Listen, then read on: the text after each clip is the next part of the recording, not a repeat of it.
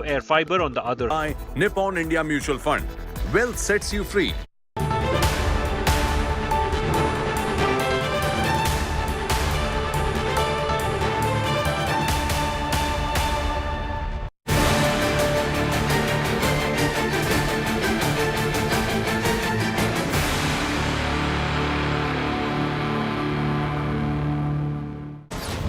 One nation and one big fat political controversy. Stalin Jr.'s words, Udayanidi's words that has led to a political storm. All of that coming up. I'm Preeti Choudhry. These are the headlines.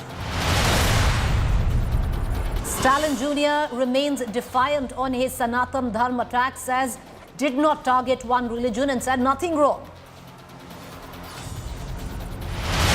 Politics rages over Udayanidi's Sanatan remark. Priyank Kharge backs Stalin Jr. BJP tears into Congress, asks, is this official stand of India bloc? As tensions continue to escalate in Maharashtra, Chief Minister Eknath Shinde chairs high-level meet over Maratha quota, says no one should politicize this issue.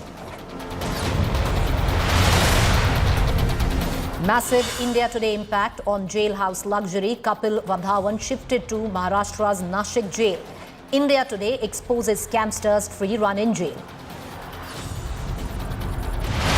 UP Chief Minister Yogi Adityanath to invite Prime Minister Modi for inauguration of Ram Mandir in Ayodhya. Yogi to meet Prime Minister Modi in Delhi tomorrow. As India gears up to host the G20 summit, rattled Chinese President Xi Jinping to skip G20 summit, sees red over India cementing its position as a global power. And ISRO releases fresh images of Vikram lander conducting second soft landing on moon, completes hop experiment from current location at Shiv Shakti point.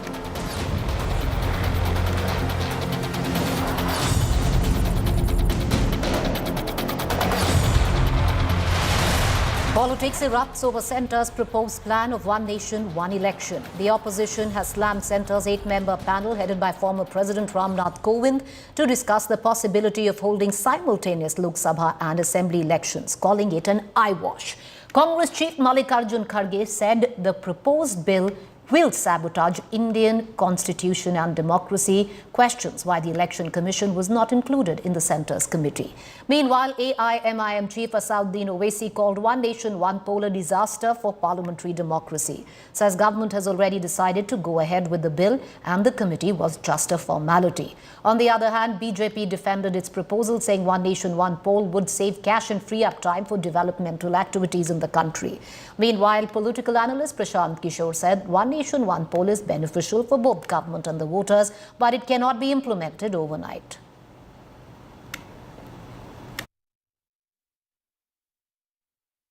It's not about centralization of power because that's what the Constitution provides, but it also showcases that the leadership of the Congress does not have much to state on this particular subject because this particular aspect is beneficial to the country. You end up saving money, you end up non-politicizing the developmental issues, you end up working for the infrastructure development in a focused way for at least 4.5 years, and balance 6 months in run-up to election you start to accuse each other, abuse each other and do whatever you need to do. One nation, one election, एक देश एक चुनाव असंभव है बिना संविधान संशोधन के बिना। संविधान का संशोधन होना जरूरी है। संविधान संशोधन के लिए आम सहमति की जरूरत बनती है। तो ये सब बाद में देखा जाएगा। अभी तो ये एक समिति का गठन हुआ है। हमारा विचार बिल्कुल साफ है। कांग्रेस अध्यक्ष और पूर्व कांग्रेस अध्यक्ष ने साफ कहा है कि ये संघीय ढांचा पर एक भयंकर आक्रमण है। One nation, one election is a diversion from the India alliance. They are scared. Suddenly they did not call a parliament session during for the pandemic. They did not call it for Manipur. They did not call it for Chinese intrusion. Suddenly one election, one nation, one election is coming back. We need more than 5 constitutional amendments for it.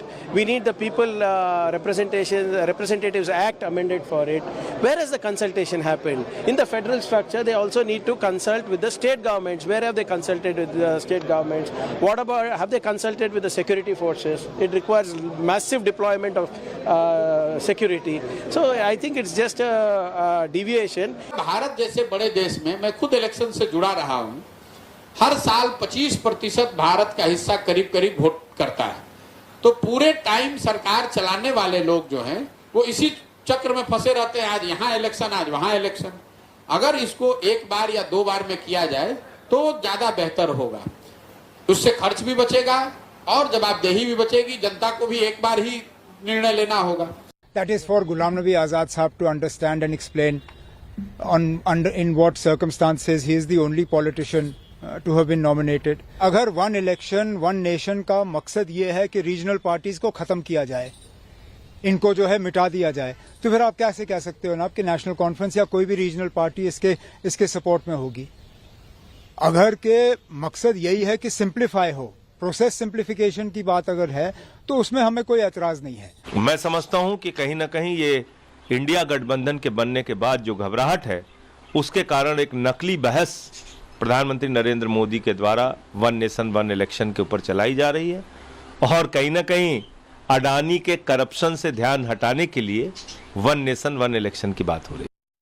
All right, let's cut across to my colleague Aishwarya Paliwal and Rahul Gautam, who are both joining us with the very latest that is coming in. Aishwarya, what are you getting in from the Bharatiya Janata Party? Is it just to maybe begin a conversation, the committee set a narrative, or is there actual seriousness of mooting and introducing a one nation, one election bill this special session?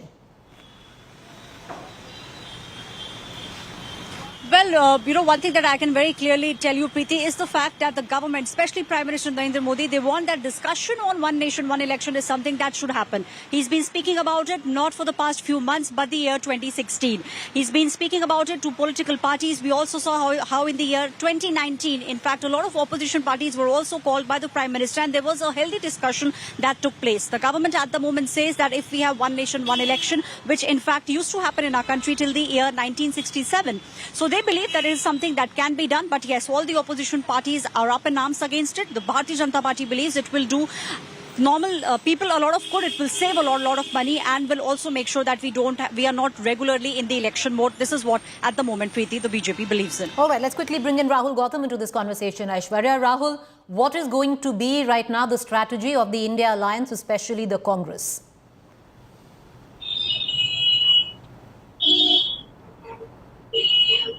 Rahul, can you hear me? All right, we seem to be having a problem with our connection with Rahul Gautam. We're going to try and get in a Congress perspective. But with that, let's quickly move on into the news bulletin with the very latest that is coming in, where by-polls across the country are concerned. Well, tomorrow they're all slated, whereas it's 6 states across the country that will hold by-polls to 7 seats tomorrow. These states will hold by-polls to fill vacant seats in what are set to be the first contest between the BJP-led NDA and the opposition India bloc ahead of several assembly polls in major states later this year. The seats that go to polls on Tuesday include Dhupguri in West Bengal, Dumri in Jharkhand, Ghosi in Uttar Pradesh, Bageshwar in Uttarakhand, Boksanagar and Dhanpur in Tripura, and Puthupalli in Kerala. All these by-elections planned, especially in by-polls like Ghosi. This is going to be the first test where India Alliance is concerned. Interesting to watch as all these 7 by-elections are due tomorrow. All eyes on these polls as well.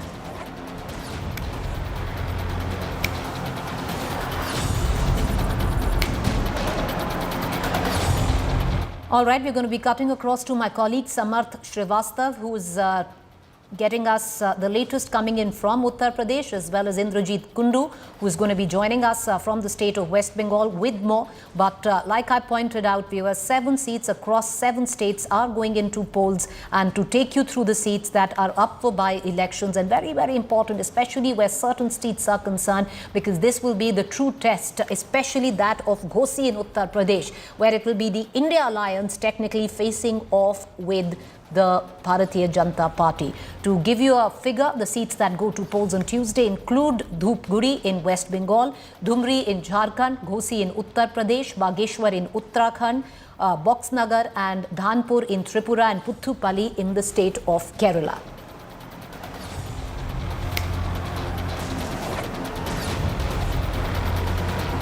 All right, let's move on right now in the news bulletin. We're going to try and connect to our reporters. There seemed to be a bit of a technical problem there.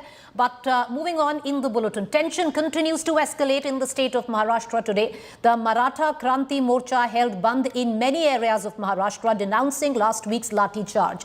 Amidst this escalation, Chief Minister Eknath Shinde held a high-level meet today to discuss the demand of the community. Here's a detailed report.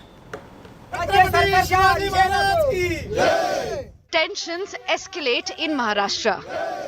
The Maratha Kranti Morcha held bandh in many areas of Maharashtra on Monday, denouncing last week's Lathi charge on the protesters in Jalna who were demanding reservation for Marathas. Manoj Jarange Patil, the leader of protests who is on a hunger strike, has demanded Maharashtra Deputy Chief Minister Devendra Fadnavis' resignation. The protesters are blaming Fadnavis, who is also the State Home Minister, for the Friday Lathi charge. एक circular निकालने के लिए एक दिन काफी है, तभी हमने 2 दिन दे दिए। सरकार ने सर्कुलर निकालकर मराठवाड़ा सह महाराष्ट्र का सबका न्याय देने का काम करेंगे। ये काम करना है, ये हमारी मांग है उनको आणि वो करेंगे अशी आशा आहे की दादा तुम्ही फडणवीसांचा राजीनामा तरी घ्या किंवा मग त्यांची साथ तरी सोडा। आम्ही तुमच्याकडे सकल मराठा समाज तुमच्याकडे खूप आशेने बघतो आणि या ठिकाणी जे गुन्हे दाखल तिथं झालेले आहेत हे गुन्हे ते शासनाने त्वरित मागे घ्यावेत, कारण त्या तरुण मुलांचा सगळ्यांचा आयुष्य या ठिकाणी बर्बाद होईल। मी दादांकडे मी खास करून विनंती करतो। The face-off worsened on Friday after police tried to take Manoj Jarange Patil to the hospital. Protesters targeted state transport buses and private vehicles and clashed with the police, leaving many injured. State Minister Girish Mahajan visited the hunger strike site on Sunday night, attempting to negotiate a truce but failed. Chief Minister Eknath Shinde has ordered a probe into the Lathi charge and protests on Friday. The state government has appealed for peace. सरकार पूरी गंभीरता से मराठा समाज को आरक्षण देने के लिए काम कर रही है और मराठा समाज को आरक्षण मिलने तक सरकार चुप बैठेगी नहीं।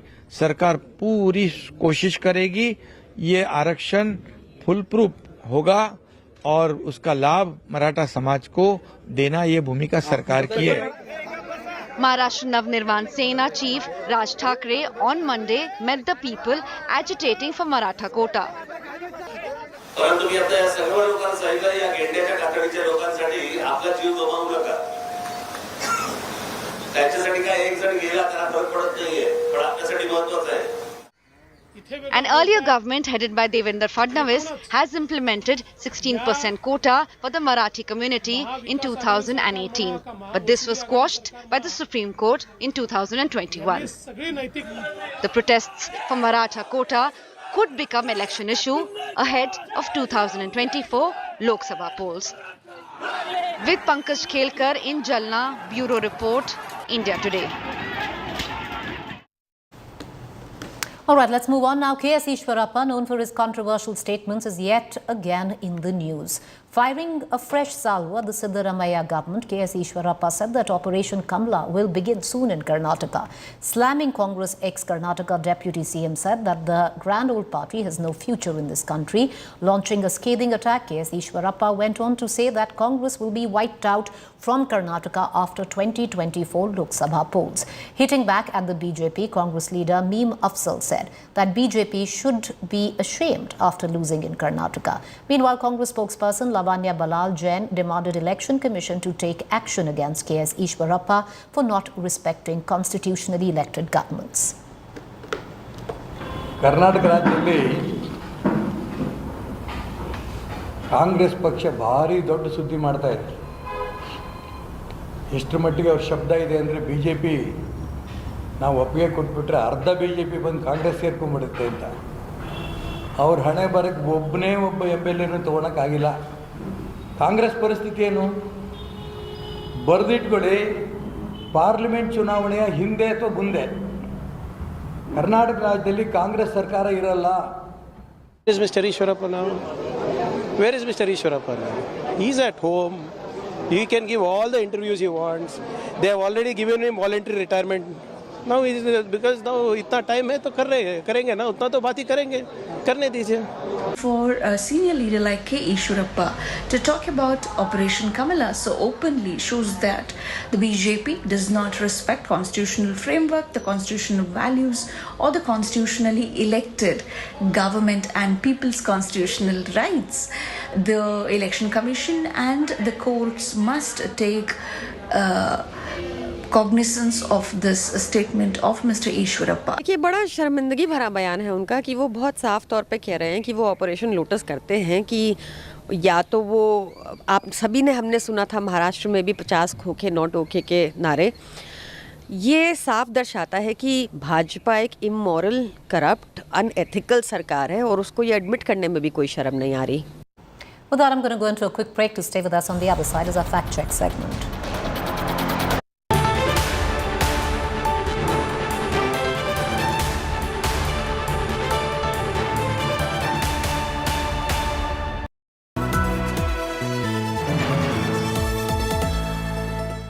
Once again, India Today wins Best Channel of the Year.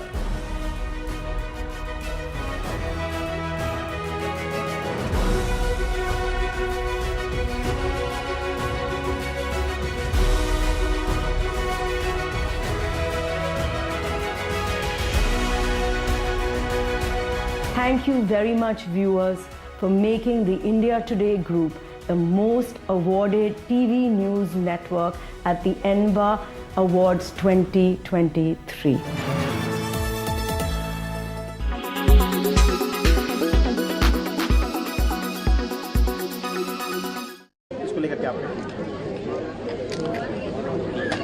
Bharat स्वतंत्रता और विभाजन के बाद से डेमोक्रेसी के रास्ते से आगे बढ़ा. सन 1950 में कॉन्स्टिट्यूशन लागू हुआ. 52, 57, 62, 67 में वन नेशन वन इलेक्शन हुआ. क्या वो 4 इलेक्शन तानाशाही थे? जो देश पार्टियां कह रही हैं वो तानाशाही अब है, तो क्या वो ये कहना चाहते हैं उसमें नेहरू जी ने तानाशाही की? कांग्रेस तानाशाही पार्टी थी जो वन नेशन वन इलेक्शन था.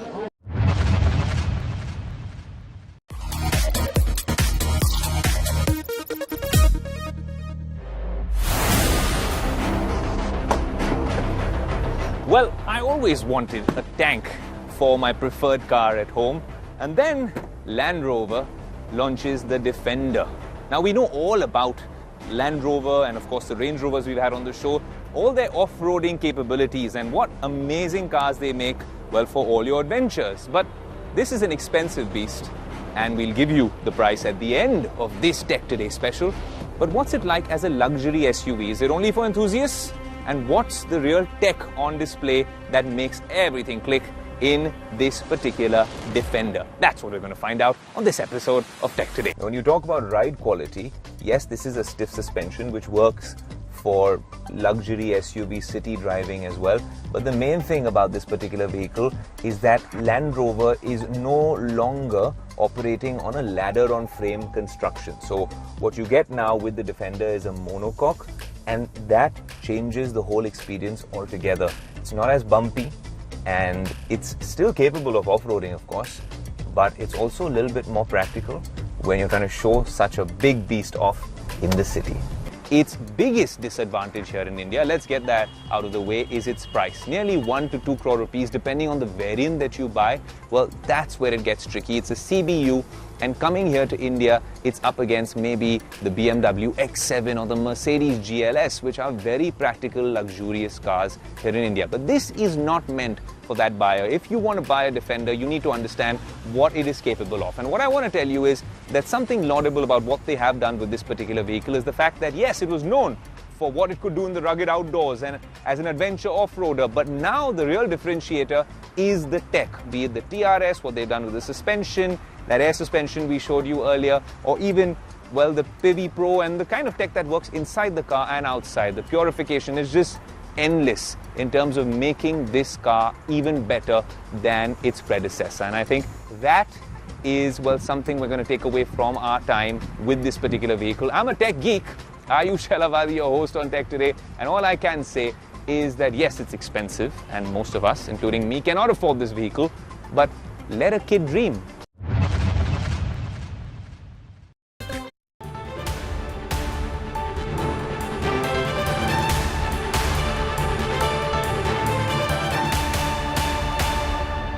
You are watching Fact Check segment where we bust fake news. A video circulating on social media shows a group of white people chanting Indian Vedic mantras.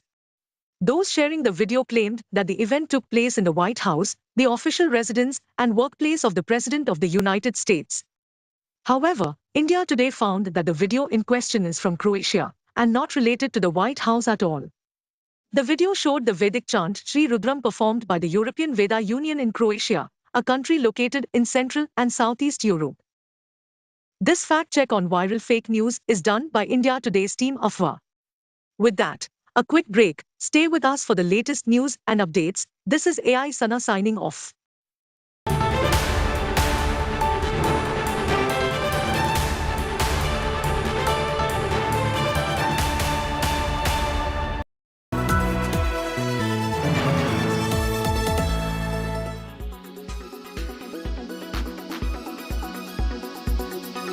We know how to protect Karnataka farmers. If BJP, JDS, they are doing politics.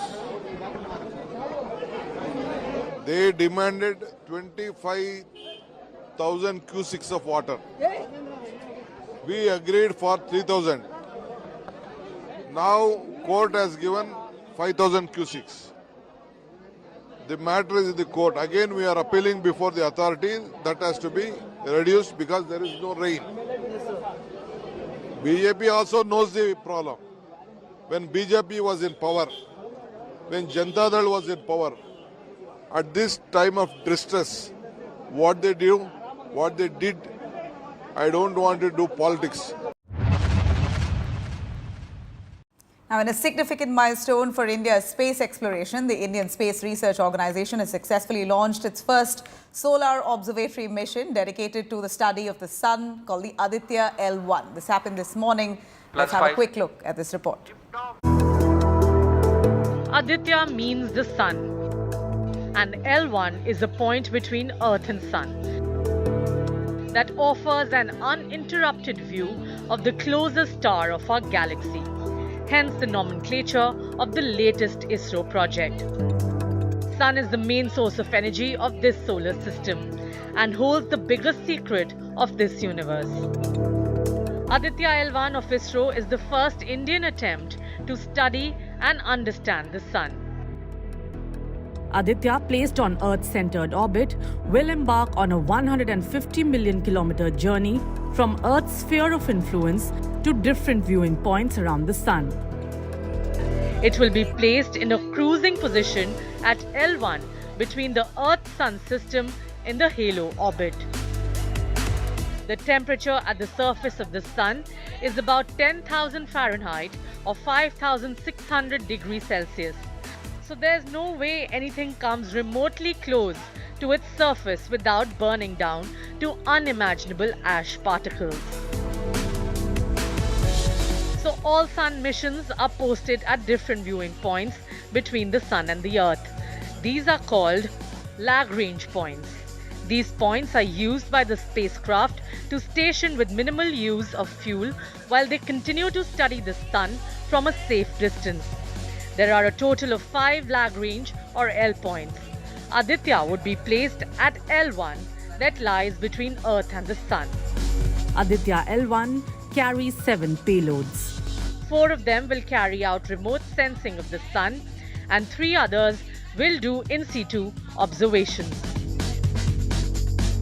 To understand changes in Earth's ecosystems, study ice mass, vegetation, biomass, sea level rise. These observations and studies will help understand the groundwater of Earth and different natural hazards like earthquakes, tsunamis, volcanic eruptions and landslides. In total, 9 solar missions have happened so far by countries like the US and the European Union to different Lagrange points of the sun. Aditya L1 comes with the promise to open up a new galaxy of knowledge for India.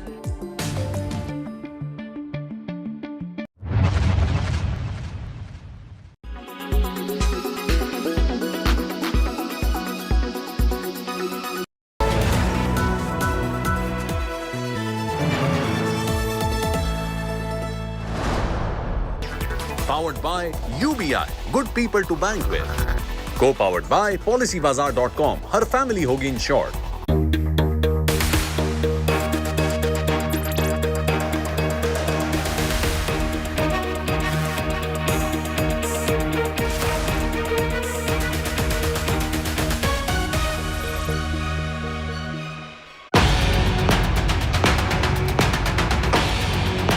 Sanatan Dharm politics explodes. DMK scion, Stalin's son, and Tamil Nadu's Youth Welfare and Sports Minister Udayamnidhi makes a shocking, deplorable statement. சிலவற்றை நாம் ஒழிக்கத்தான் வேண்டும், எதிர்க்க முடியாது. கொசு, dengue காய்ச்சல், malaria, corona இதையெல்லாம் நம்ம எதிர்க்க கூடாது, ஒழித்து கட்ட வேண்டும். Says Sanatan Dharm needs to be eradicated. Use inflammatory language. BJP guns for the India alliance. Maintains it's an insult to Hindu dharma. Rahul Gandhi ji Udhayanidhi Stalin के इस वक्तव्य पर कि सनातन धर्म को जड़ समेत समाप्त करना चाहिए, इरेडिकेट करना चाहिए, इस पर आप खामोश क्यों हैं? क्यों चुप हैं आप? कुछ तो मुंह खोलिए कि राजनीतिक स्वार्थ के लिए आप भी खामोश रहेंगे और तेजस्वी यादव भी खामोश रहेंगे. Asks the Gandhis to make their stand clear. घमंडिया गठबंधन के घमंडियों, तुम और तुम्हारे मित्र रहे ना रहे, सनातन था, सनातन है और सनातन रहेगा.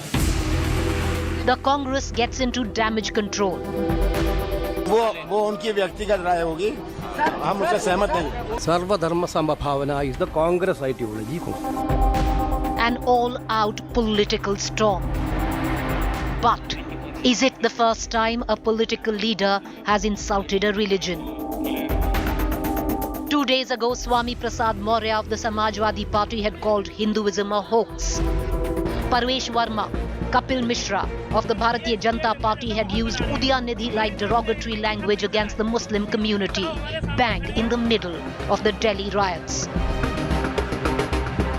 सारी समस्या का एक ही इलाज है और वो इलाज है संपूर्ण बहिष्कार. हम शांति से जा रहे हैं, लेकिन उसके बाद हम आपकी भी नहीं सुनेंगे अगर रास्ते खाली नहीं हुए तो.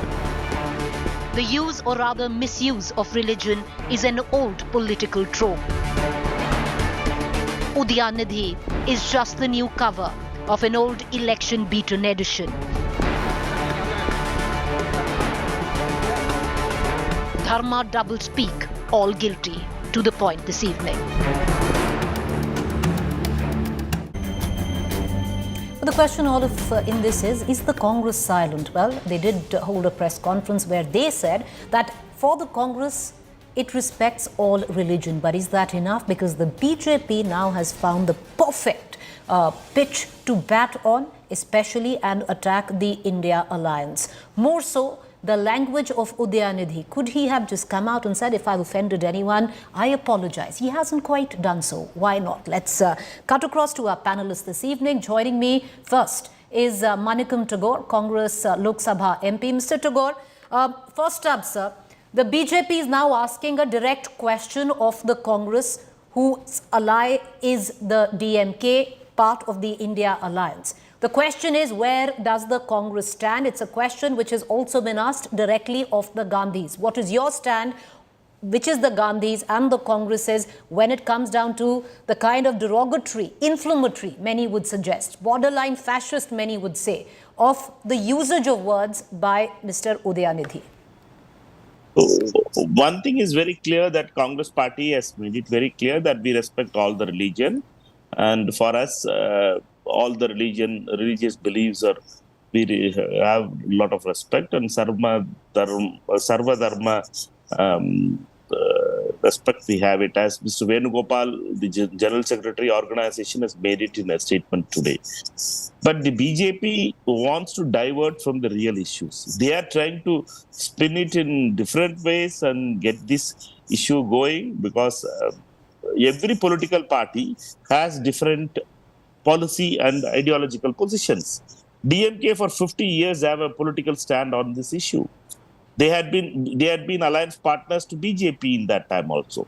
Therefore, these are all the things. Every political party have different ideological things, and there is a common ground on which we work on India alliance. For the BJP's plan to spin it and divert it on the India alliance or any other party alliance partner is not right. And we are united in our common goal to get rid of the RSS Modi-Shah regime in Delhi. For that only India has been formed, and we have a positive agenda to make the Indian politics more democratic in nature. Mr. Manikam Tagore, I do understand somewhere down the line it has put your alliance, especially your political party, between a rock and a hard place. But the question is, sir, there is only that much that can be given to that this has been the ideological line of the DMK. The fact is, I want to ask you directly, do you agree with the language used by Mr. Udayanidhi, where he uses the word eradicate? He uses the word like COVID, like malaria, mosquitoes. We need to understand it on what context he spoke. He was speaking on I suppose, a book, a progressive writers conference. Therefore, I had not seen the full speech of it. Therefore, every politician makes some kind of statements which is in different context. Mr. Modi spoke about Congress Mukt Bharat. That means to finishing the Congress. We can't just literally translate it to be that he is going to kill every congressman. So we have to be very clear that political statements in context are important. We should not try to give a spin to it. BJP is trying to do it, has done it for the past 2 days, Sunday and Monday. They are diverted for this only. And the BJP leaders from top to every leader, from the Home Minister, from Defense Minister, their party presidents, all are jumping Sunday and Monday itself. They are not ready to concentrate on the real issues. Manipur is burning. Again, violence in Manipur has started. The employment numbers are in a very difficult stage. Finance Minister is not ready to speak about it. Inflation is high. She's not ready to speak about it, but she's ready to speak about this kind of statements. That's the unfortunate part of it. But Mr. Tagore, the BJP can turn around very well and say you are not ready to speak about this issue, because you keep talking about there is context. For the benefit of our viewers, what could be the context of the language used by Mr. Udayanidhi? And also, how difficult has this made things for your alliance? Because you have at one end a partner like Shiv Sena that has, the bricks and mortar of that party has been built on the tenets of Hindutva, and then you have a DMK which comes out and says eradicates Sanatan Dharma. No, we are to understand it. Every political party, as you are a senior journalist, you have covered many years about political organizations. Every political party has their ideological positions. Shiv Sena has one, left parties have one, we Congress party have one. Therefore, Trinamool and Congress party and NCP may have similar kind of ideological positions because they are all the one-time congressmen from in the Indian National Congress. Therefore, we will have different kind of positions other than the Congress family. But the left parties will have their own positions. But we can't think that everybody's position, they have to finish it and they should come on one platform. That is not possible in a political structure. For example, for BJP also, there are parties from the Northeast who supports beef eating. In northeastern states and others, there are in Nagaland, the People's Front Party speaks about the beef eating issues, and in Meghalaya also. Therefore, that is all some kind of regional parties lines. For a coalition means alliance can't be on a common ground. We have to find some kind of acceptable common issues on which we wanted to work. And we can't leave our ideological positions. They can't leave their ideological positions, and we can't be answerable for others' ideological position also. We are all right. Mr. Manickam Tagore, appreciate you, sir. Thank you. Appreciate you, sir, for joining us. But, you might have different ideologies, but ultimately you're a part of one alliance. So therefore, questions now will be asked, sir. And when it comes down to what Mr. Udayanithi is saying, one can come out and say that he should apologize for what he said. Because if he's hurt a sentiment, and it's a huge chunk of sentiment where India comes from, then come out and say, I'm sorry if I hurt your sentiment. What's the ego in that is what many are asking. Appreciate you joining us, Mr. Manickam Tagore. I want to go across to our other panelists this evening. Dr. Ganga Sahai Meena, Associate Professor, JNU. We also have Riju Datta, National Spokesperson, TMC. Sanju Verma, National Spokesperson, Bharatiya Janata Party. I want to cut across to, if we have Sanju Verma, we don't have Sanju Verma yet, but all right, let's cut across to Sanju Verma, National Spokesperson, Bharatiya Janata Party. Ms. Verma, the fact is, what Udayanithi has gone ahead and said is not just defamatory or derogatory, it's borderline fascist. One must understand that. Having said that, there have been many instances earlier as well. 2 days ago, you had a Swami Prasad Maurya who came out and said that Hinduism is a hoax. Before that, there have been many from your own parties as well who's used very similar language for particular religions as well. Do you see the dharma double speak is common where all political parties are concerned? Preeti, I just want to make one thing very clear, that when BJP leaders have spoken out of turn, we have had a zillion debates on your channel, on your show. I've been on umpteen occasions, and I've always said that, come what may, cutting across political ideologies, there is no scope for vandalism of any kind, there is no scope for vigilantism of any kind, and there is no scope for hate speech of any kind. But today, let us address the elephant in the room. I find it very upsetting, and I'm using the word upsetting. I find it very upsetting that each time the opposition needs to be held accountable, people still hold a gun to the BJP's head. Today, it is not the BJP which needs to be accountable. Today, it is not the BJP which needs to answer questions. Today, Udayanithi Stalin needs to answer questions on A, why did he compare Hinduism / Sanatan Dharma with dengue, COVID, malaria, blah, blah, what have you? I'm appalled that he did not even bother to apologize. He actually brazened it out, saying, bring it on. I challenge anybody. I'm ready to face the law of the land, blah, blah. And what I want to tell people of the I.N. Ghamandiya Alliance, did Rahul Gandhi utter a word? Because Rahul Gandhi to apne aap ko Janeru-dhari Hindu bulate hain. Prior to 2017 Gujarat elections, I have not forgotten till date, he visited 38 temples, wearing his Janeru on top of his kurta. Has Priyanka Vadra uttered a word? No. What did K.C. Venugopal say? K.C. Venugopal is not some, Tom, Dick or Harry. He is one of the most senior-most Congress leaders. He said, we believe that all religions should be respected. We believe every faith should be respected. But he did not condemn what Udayanithi Stalin said. And I want to remind Preeti just one thing. To Udayanithi Stalin and to Karti Chidambaram, the son of out on bail P. Chidambaram, he also said, we are not against Sanatan Dharma. We are against a hierarchical caste-based society which Sanatan Dharma propounds. Excuse me, Mr. Karti Chidambaram, when the Congress and the DMK go to Virudanagar, go to Tirunelveli, go to Kanyakumari, or they go to Tuticorin, they ask for votes in the name of the Nadar community because the Nadars are dominant there. When they go to Chennai, when they go to Vellore, when they go to Vizupuram, they ask for votes in the names of Pallars, Mallars and Dalits, who are the dominant community there. When you go to Kanchipuram district, you ask votes in the names of the Mudaliyas because the Mudaliyas are dominant in Kanchipuram. When you go to the western part of Tamil Nadu, you are all praises for the Kongu community because the Kongu caste is dominant in western Tamil Nadu. When you come to southern and central Tamil Nadu, you ask for votes in the name of Mullu Kothar community because the Mullu Kothars are dominant there. So if there is one party which has, followed the politics of appeasement and appropriated that, used it to their advantage, and then has the audacity to lecture on caste-based politics, and I will just end by saying one thing, Preeti. Udayanithi Stalin clearly says we are followers of Periyar, and the biggest gem of Periyar is that Periyar at the age of 72 married his own daughter. I don't call that any form of progression.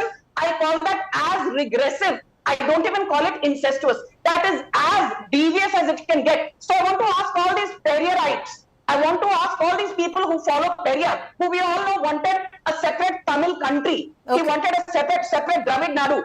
If given a choice, under the garb of progression, will you marry your own daughter? Thodi to sharam karo. And you're giving a lecture to Sanatan Dharma because the Supreme Court, as Dharmendra Pradhan today said in his press conference, the Supreme Court has two mottos, Satyameva Jayate and Yato Dharmas Tato Jaya. Where Dharma resides, there is victory. And you have the audacity to lecture Sanatan Dharma. But, Sanju Verma, your point's well taken. Points well taken, but let's not be under any illusion. If you're a Sanatan Dharma, then I follow the Arya Samaj. The fact is, we come from privilege and at a point where we can, in our religion, actually criticize our religion for the caste-based system that has been followed for years, and where even today, our social political narrative, you come from Maharashtra, you know what's happening in Maharashtra today, which is being fought on the back of the caste system in this country. You have a whole uprising against your own government in Maharashtra asking for reservation, ma'am.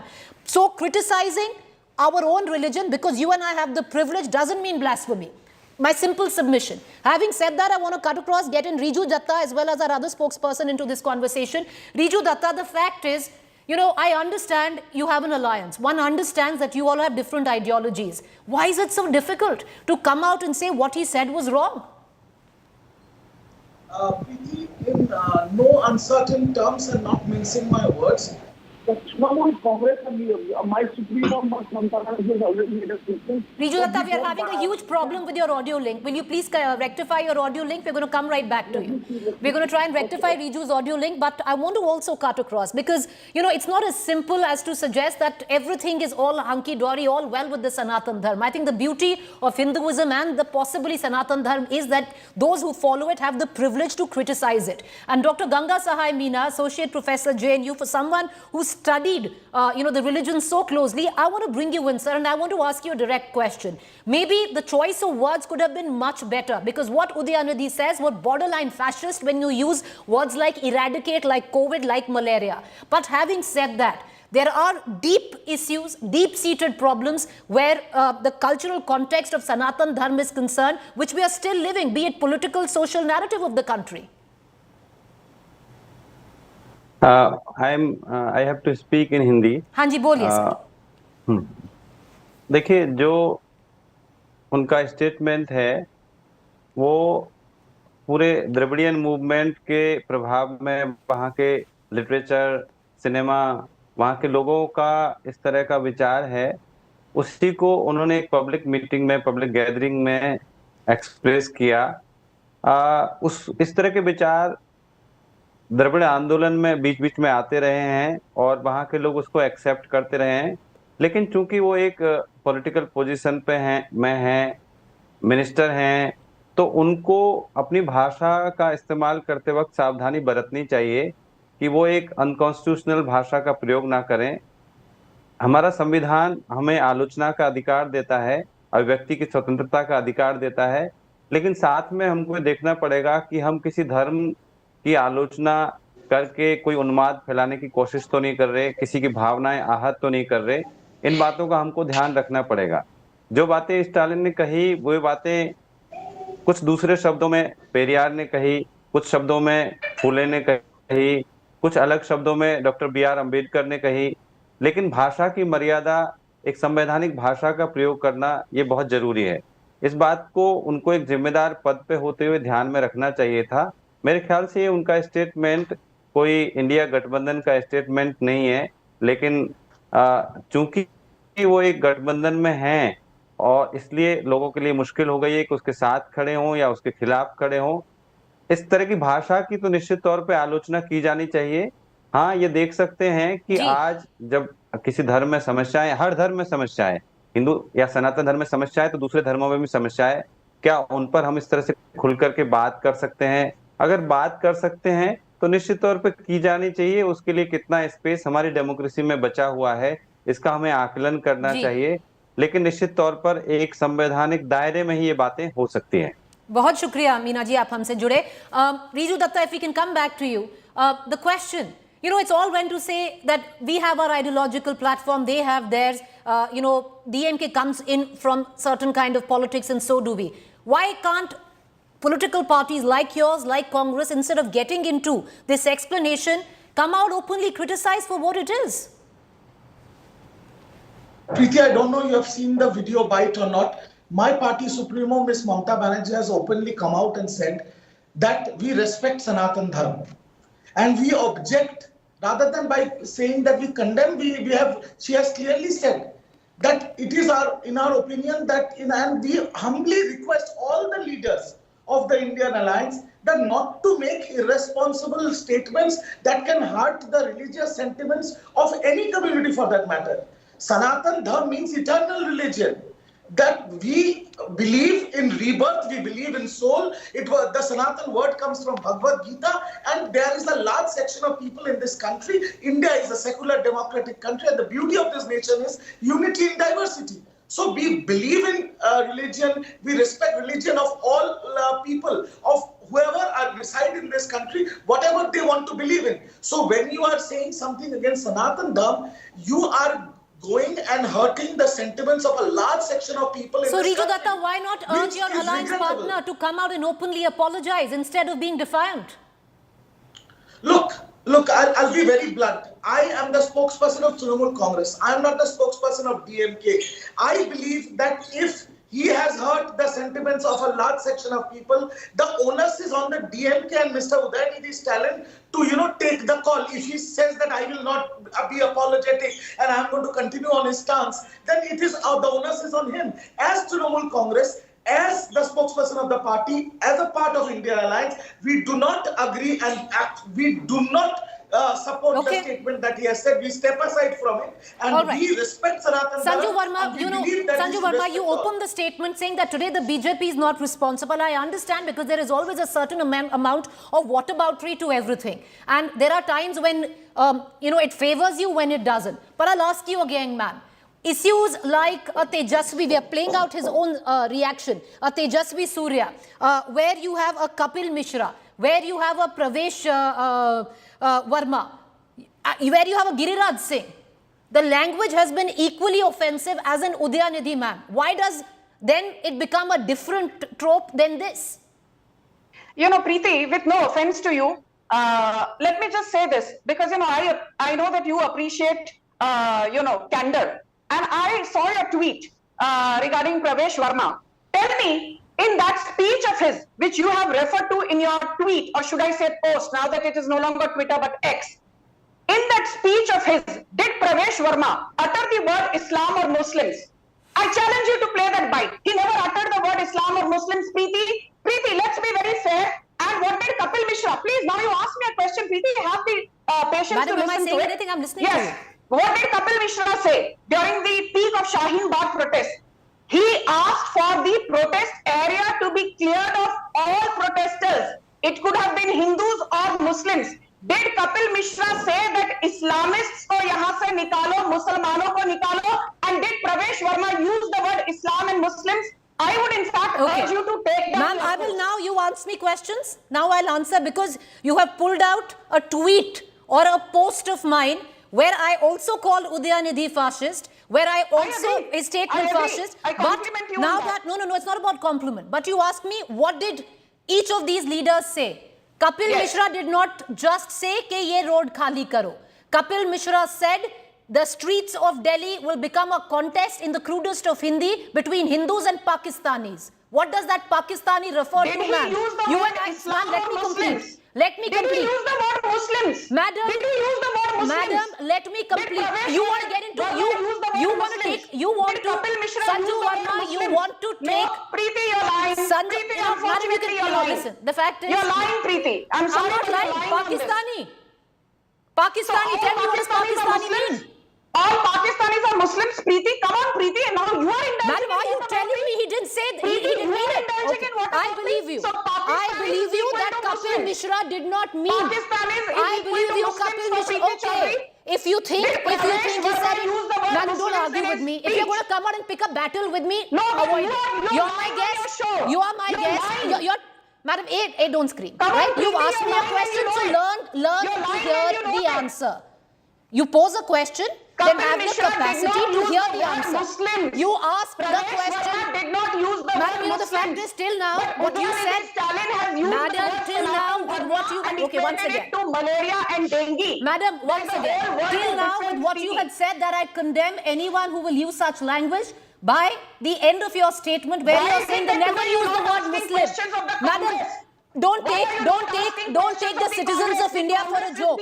Do not take the citizens of India for a joke. You and I both know what Parvesh Verma, what Kapil Mishra were referring to. Mughals. Tejasvi Surya used the word Mughals. Mughals are what? Hindus. Do not lie. Tejasvi Surya used the word Mughals. Mughals are what? Hindus. Use the word Islam. Mughals are what? Mishra never used the word Mughals Islam. are what? You are indulging in Mughals are what? You are indulging in what about Preeti? Mughals are what? You are indulging in what about Mughals are what? You're lying. Mughals are what? You're lying. All right, with that, madam, you know, the fact is you're my guest. You wanted to turn it around and have a debate with me. Feel free to do so. Join me the next time. Appreciate all our panelists for joining us because we've terribly run out of time. And sadly so, because it came down to a sparring match between the anchor and his spokesperson. But with that, a quick break. To stay with us on the other side is Rahul Kanwal.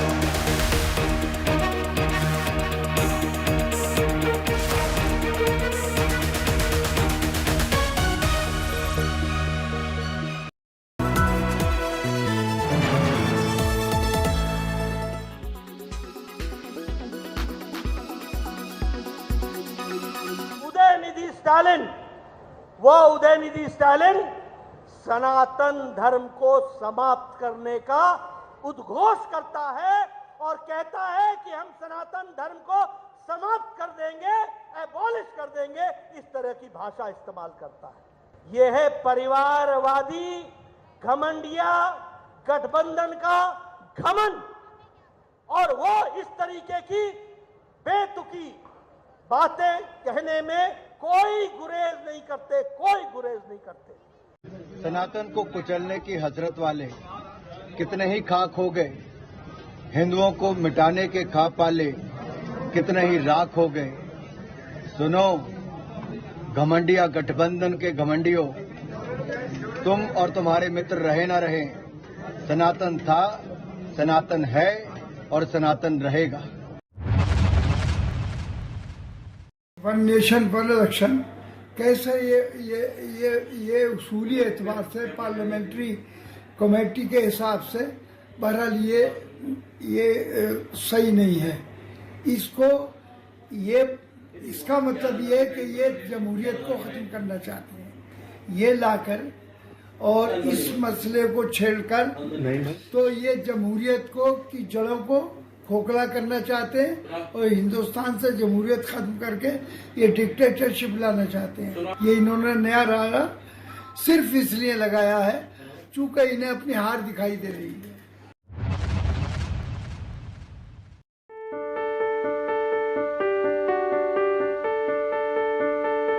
Unwavering determination and a dream to represent India. Hailing from Kashmir's Kulgam district, 10-year-old specially abled Imad Nazir's love for cricket keeps him going. Imad draws his inspiration from Mahendra Singh Dhoni, but his own journey is an inspiration for many. जब से मैंने cricket खेला है तब से मुझको Mahendra Singh Dhoni favourite player है। मैं बॉलिंग भी करता हूँ, बैटिंग भी करता हूँ। मुझे डीसी साहब और एसएससी साहब ने मदद की। मैं आगे भी चाहता हूँ ऐसे मदद करे, मैं इंडिया का नाम रोशन करूँ। Imad lost his mother when he was born. His father has been a constant support for him. जो आपने ये वीडियो उठाया था वो वायरल हुआ और उसके ज़रिए फिर डीसी साहब या एसएसपी साहब ने वो वीडियो देख के इसकी बहुत ज़्यादा हेल्प की। Imad is chasing his dreams against all odds. Recently, a video of his love for cricket went viral. तो मैं लोग अमिस क्रिकेट शौक कर अमिस गो बचपन पान पे शौक क्रिकेट मे करन कित पे खुश गस तिथ पे गिंद कोर सपोर्ट अमिस हसा कोर डीसी साहबन ति मदद अमिस हसा कोर एसपी साहबन ति मदद तो बह हसा छुस शुक्रगुजार डीसी साहबस एसपी साहबस अमिस गस हमेशा गसुन इथे पठन। बच्चे के हाथ में बैट आप देख सकते हैं। PDP chief Mehbooba Mufti spotted the video and shared Imad's story on social media. इस दुनिया से इनकी मां का इंतकाल हो गया। Cheers are pouring in for this little cricket enthusiast's dream to represent his country.